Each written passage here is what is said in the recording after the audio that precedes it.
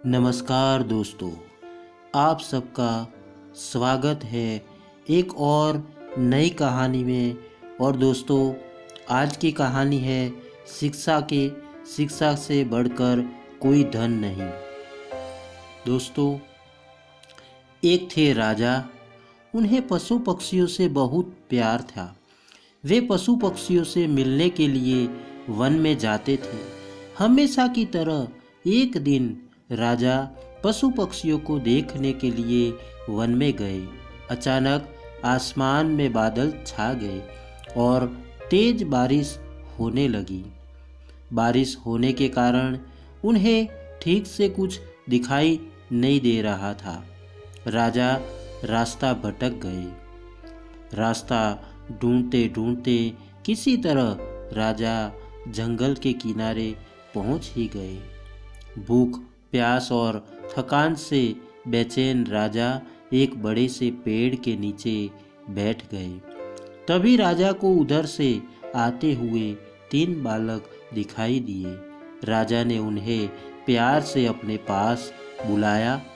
बच्चों, यहाँ आओ, मेरी बात सुनो। तीनों बालक हंसते खेलते राजा के पास आ गए। तब राजा बोले, मुझे बहुत भूख और प्यास लगी है। क्या मुझे भोजन और पानी मिल सकता है? बालक बोले, पास में ही हमारा घर है। हम सभी अभी जाकर आपके लिए भोजन और पानी लेकर आते हैं। आप बस थोड़ा सा इंतज़ार कीजिए। तीनों बालक दौड़ कर गए और राजा के लिए भोजन और पानी ले आए। राजा बालकों के व्यवहार से बहुत खुश हुए। वे बोले, प्यारे बच्चों, तुमने मेरी भूख और प्यास मिटाई है। मैं तुम तीनों बालकों को इनाम के रूप में कुछ देना चाहता हूँ। बताओ, तुम बालकों को क्या चाहिए? थोड़ी देर सोचने के बाद एक बालक बोला, महाराज, क्या आप मुझे एक बड़ा सा बंगला और गाड़ी दे सकते हैं? राजा बोले, हाँ हाँ, क्यों नहीं। अगर तुम्हें यही चाहिए तो जरूर मिलेगा। अब तो वह बालक फूले न समाया। दूसरा बालक भी उछलते हुए बोला, मैं बहुत गरीब हूँ। मुझे धन चाहिए जिसे मैं भी अपना अच्छा खा सकूँ, अच्छे कपड़े पहन सकूँ और खूब मस्ती करूँ। राजा मुस्कुरा कर बोले, ठीक है बेटा, मैं तुम्हें बहुत सारा धन दूंगा।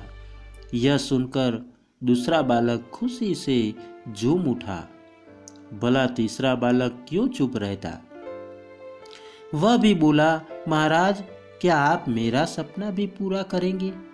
मुस्कुराते हुए राजा ने बोला, क्यों नहीं, बोलो बेटा, तुम्हारा क्या सपना है? तुम्हें भी धन दौलत चाहिए? नहीं महाराज, मुझे धन दौलत नहीं चाहिए। मेरा सपना है कि मैं पढ़ लिख कर विद्वान बनूं। क्या आप मेरे लिए कुछ कर सकते हैं? तीसरे बालक की बात सुनकर राजा बहुत खुश हुए। राजा ने उसके पढ़ने लिखने की उचित व्यवस्था करवा दी। वह मेहनती बालक था। वह दिन रात लगन से पढ़ता और कक्षा में पहला स्थान प्राप्त करता। इस तरह समय बीतता गया। वह पढ़ लिख कर विद्वान बन गया। राजा ने उसे राज्य का मंत्री बना दिया। बुद्धिमान होने के कारण सभी लोग उसका आदर सम्मान करने लगे। उधर जिस बालक ने राजा से बंगला और गाड़ी मांगी थी, अचानक बाढ़ आने से उसका सब कुछ पानी में बह गया। दूसरा बालक भी धन मिलने के बाद कोई काम नहीं करता था। बस दिन भर फिजूल खर्च करके धन को उड़ाता और मौज मस्ती करता था। लेकिन रखा धन भला कब तक चलता? एक समय आया कि उसका सारा धन समाप्त हो गया।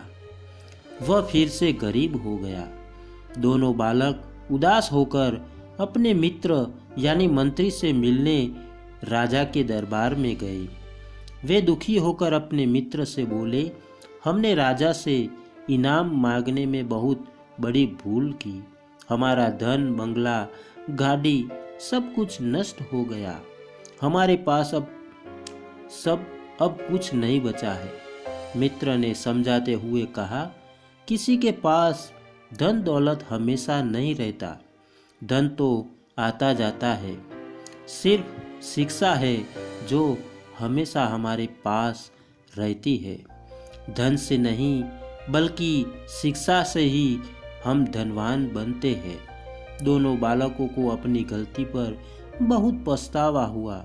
उन्होंने तय किया कि हम भी मेहनत और लगन से पढ़ाई करेंगे और अपने जीवन को सुखी बनाएंगे। धन्यवाद दोस्तों, धन्यवाद।